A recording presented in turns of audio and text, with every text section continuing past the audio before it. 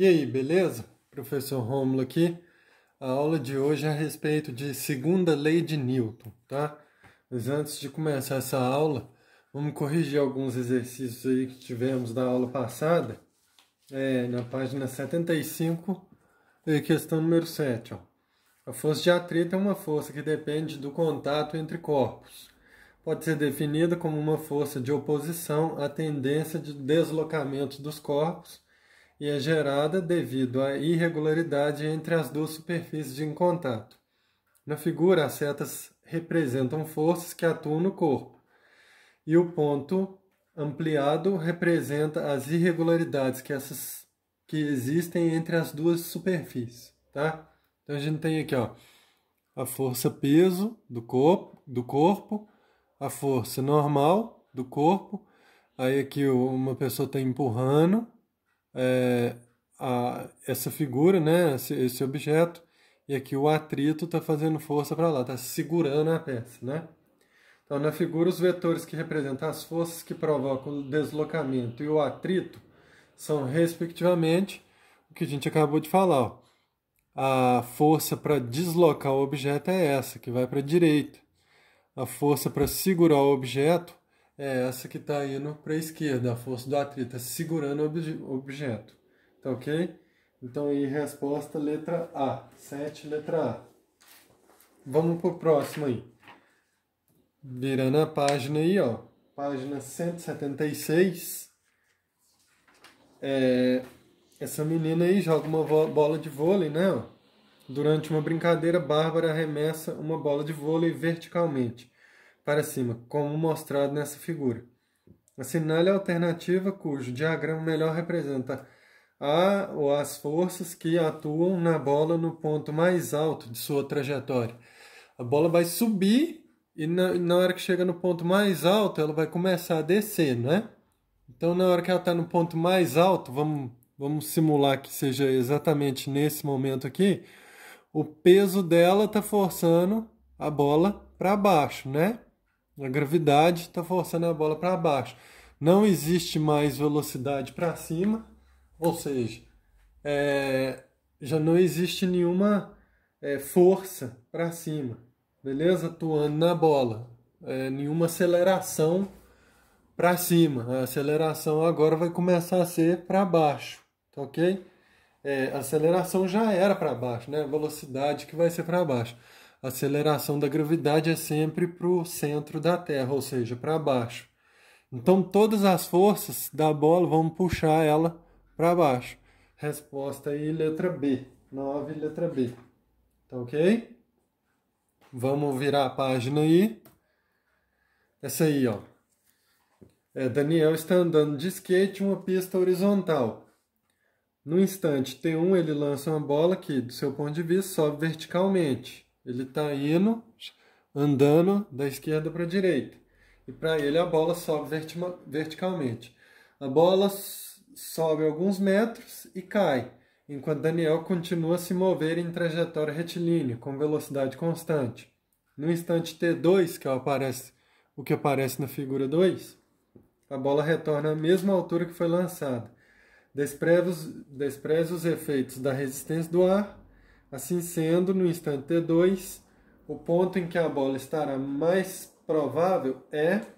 Então, ó, a bola vai ter a mesma inércia do que o Daniel, não é isso? O Daniel está indo da esquerda para a direita numa velocidade constante. A bola vai continuar com a mesma inércia que ele tem. Ou seja, vai cair diretamente na mão dele de novo. Porque ela está com a mesma velocidade que o Daniel, velocidade horizontal. Ela sobe verticalmente, mas cai com a bola na mão dele de novo, tá? Tanto é que o próprio exercício fala que, do ponto de vista do Daniel, a bola só sobe verticalmente, ou seja, ela só sobe e desce, caindo na mão dele direto. Resposta certa aí, letra B de bola. Tranquilo? Então, 10, letra B. Vamos para o próximo aqui. Esse é interessante, achei muito interessante esse exercício. Ele fala o seguinte, ó, dois blocos de mesma massa M são ligados por um fio e presos por meio de um outro fio. há um suporte muito resistente. Os fios são idênticos. Beleza. Duas ações são propostas para o sistema mostrado. Ó, o sistema tem um fio aqui em cima, segurando o primeiro objeto, e do objeto para o segundo objeto tem um fio 2. Tá? Então, ó, ação A, puxar o bloco de baixo, esse bloco aqui, ó, lentamente para baixo, com uma força de intensidade crescente, até que um fio se rompa.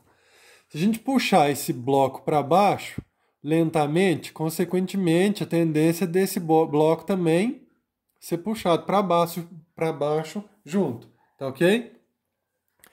O fio 1 está suportando somente o peso do bloco de baixo, enquanto o fio 2 está suportando tanto o peso desse bloco quanto o peso desse bloco, como o peso aqui praticamente nulo, mas também tem o peso do fio 2.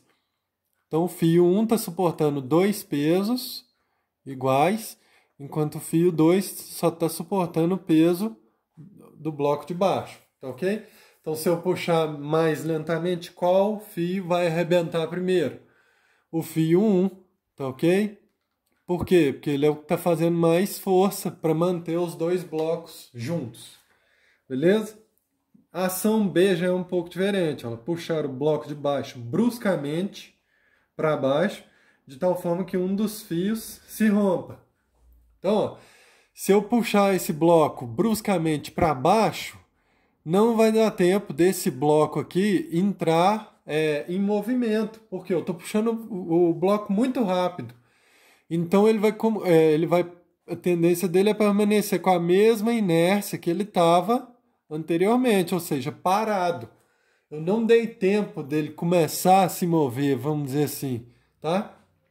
Então, como eu puxei bruscamente de uma vez só, como esse bloco aqui não entrou em movimento, ele continuou com a mesma inércia que ele tinha anteriormente, estava parado. Então é o fio 2 que vai arrebentar nesse caso, tá?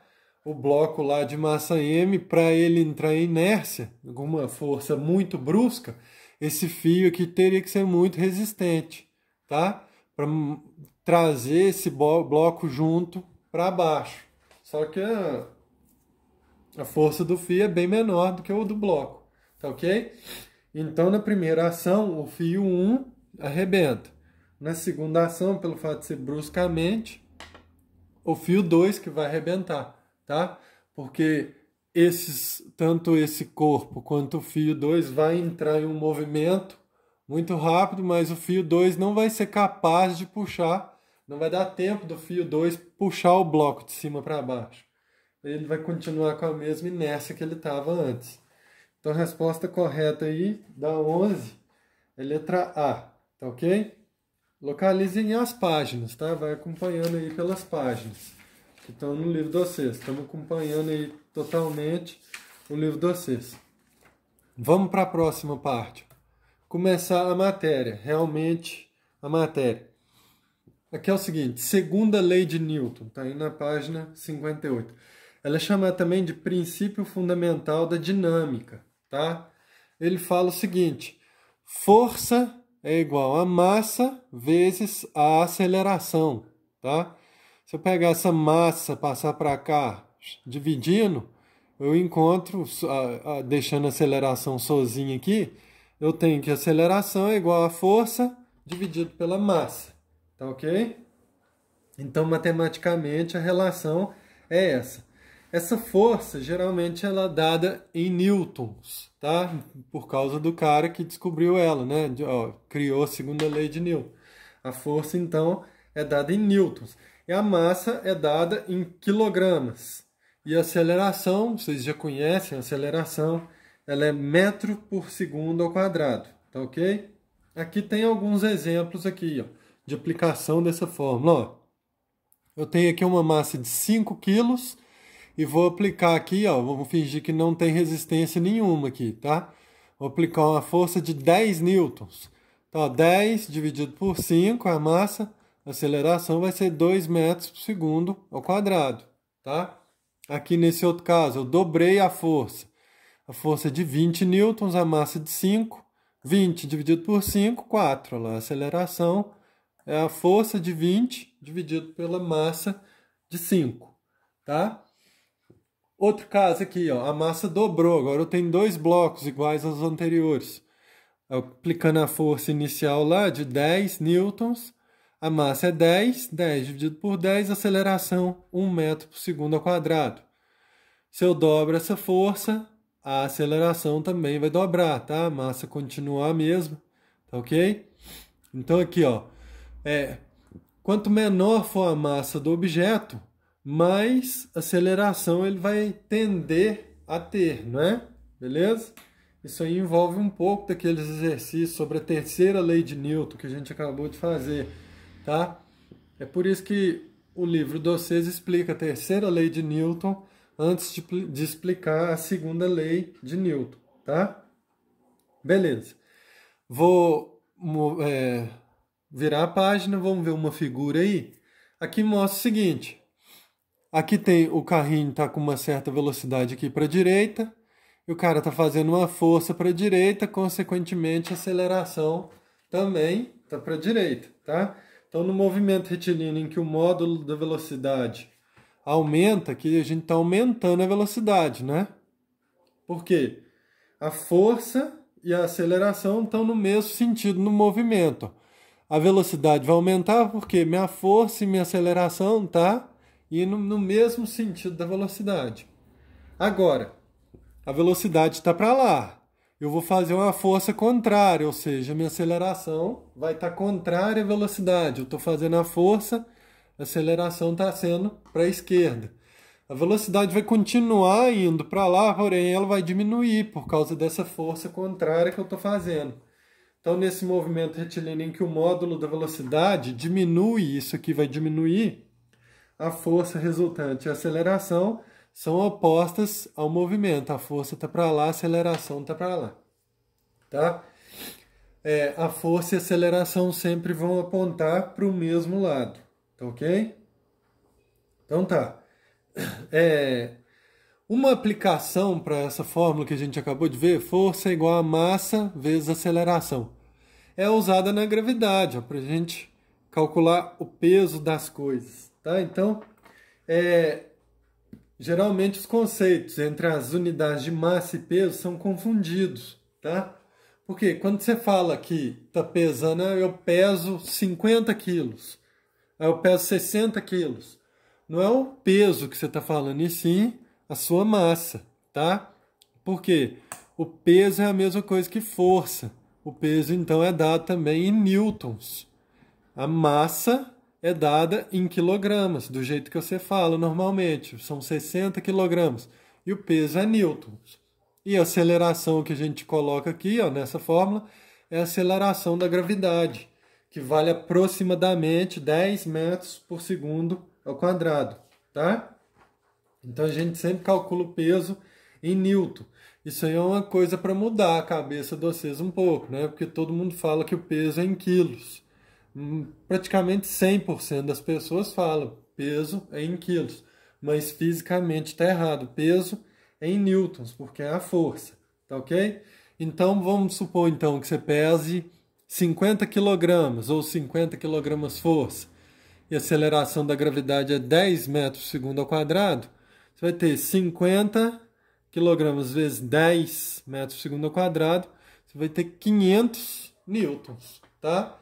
Se sua massa for 60 e a aceleração 10 da gravidade, 60 vezes 10, o peso vai ser 600 newtons, tá ok? Bom, espero que vocês tenham entendido. Qualquer coisa, entre em contato comigo. Um abraço para vocês.